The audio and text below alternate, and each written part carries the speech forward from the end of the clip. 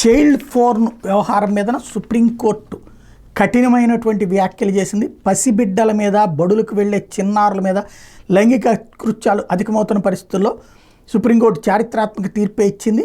ఈ తరహా అమానుష చర్యలకు ప్రేరేపిస్తున్న మూల కారణమవుతున్నటువంటి దుర్వ్యసనాలకు అడ్డుకట్ట వేసే దిశగా నేర విస్తరణ మూలాలను పెకలించి వేసేలా ఆచరణాత్మకంగా పలు సూచనలు చేసింది. బాలలతో చిత్రించిన అశ్లీల దృశ్యాలు, చైల్డ్ పోర్నోగ్రఫీ చూడటం, డౌన్లోడ్ చేయడమే కాదు వాటిని కలిగి ఉన్న నేరమని స్పష్టం చేసింది.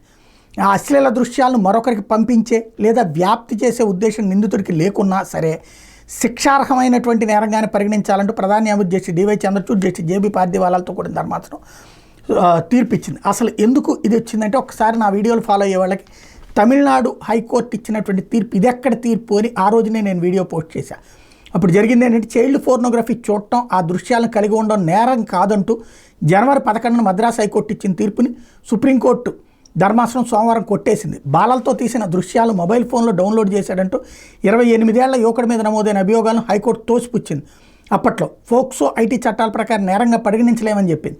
అశ్లీల దృశ్యాలు వీక్షించే వాళ్ళు మానసిక రుగ్మతలను ఎదుర్కొంటున్నారని, అంశంలో శిక్షలు విధించడం కన్నా సమాజాన్ని చైతన్యవంతం చేయాలని సూచించింది.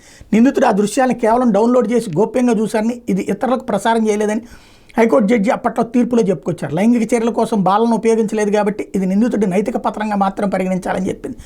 దీన్ని సవాల్ చేస్తూ సుప్రీంకోర్టులో పిటిషన్లు దాఖలైతే తాజాగా ఈ తీర్పు ఇచ్చింది. మద్రాసు హైకోర్టు తీర్పుని సుప్రీంకోర్టు తీవ్రంగా తప్పుపట్టింది. దారుణమైన ఆ తీర్పును రద్దు చేయడం మినహా మరో మార్గం లేదని జస్టిస్ డివై చంద్రచూడ్ నేతృత్వం ధర్మాసనం వ్యాఖ్యానించింది.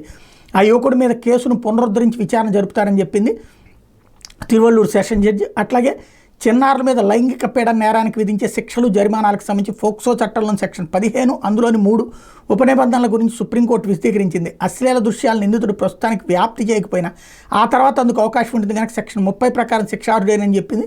నేర స్వభావం అంకురించడానికి అవకాశం కల్పిస్తుందనే అభిప్రాయంతోనే ఫోక్సో చట్టంలో నిబంధనలు చేర్చారని గుర్తు చేసింది. అశ్లీల దృశ్యాలు తొలగించకపోవడం, వాటి మీద ఫిర్యాదు చేయకపోవడం కూడా ఈ చట్టం కింద నేరంగానే పరిగణించే అవకాశం ఉందని 200 పేజీల తీర్పును రాసినటువంటి జస్టిస్ జేబీ పార్దీవాలా వివరించారు. ఈ తీర్పు ప్రతిని కేంద్ర ప్రభుత్వంతో పాటు న్యాయ, మహిళా, శిశు సంక్షేమ శాఖలకు పంపించమని కోర్టు రిజిస్ట్రీని ధర్మాసనం ఆదేశించింది.